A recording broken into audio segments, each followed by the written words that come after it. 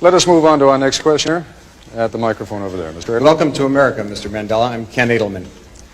Those of us who share your struggle for human rights and against apartheid have been somewhat disappointed by the models of human rights that you have held up since being released in jail. You've met over the last 6 months 3 times with Yasser Arafat, who you have praised. You have told Gaddafi that you share the view and applaud him on his record of human rights and his drive for freedom and peace around the world. And you have praised Fidel Castro as a leader of human rights and said that Cuba was one of the countries that's head and shoulders above all other countries in human rights, despite the fact that documents at the United Nations and elsewhere show that Cuba is one of the worst. I was just wondering, are these your models of leaders of human rights? And if so, would you want a Gaddafi or an Arafat or a Castro to be a future president of South Africa? One of the mistakes which some political analysts make is to think that their enemies should be our enemies.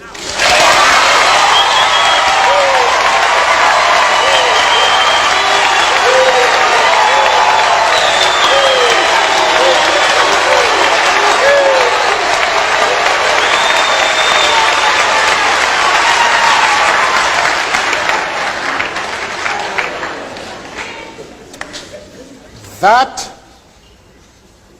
we can and we will never do.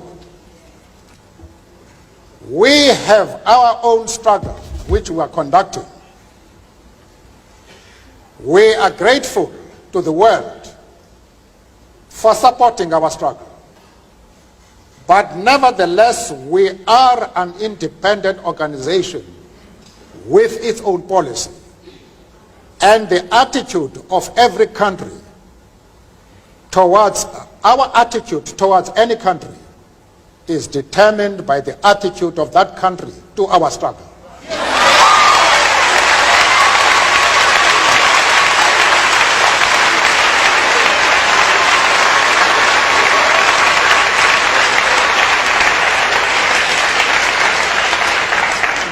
Yasser Arafat,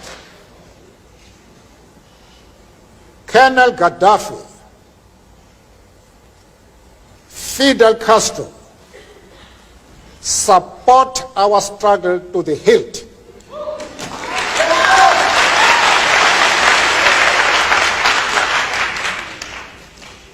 There is no reason whatsoever why we should have any hesitation about hailing their commitment to human rights as they are being demanded in South Africa.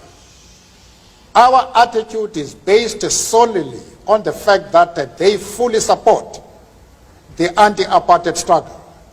They do not support it only in rhetoric. They are placing resources at our disposal for us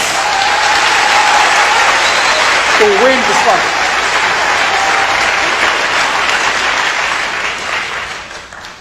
That is the position.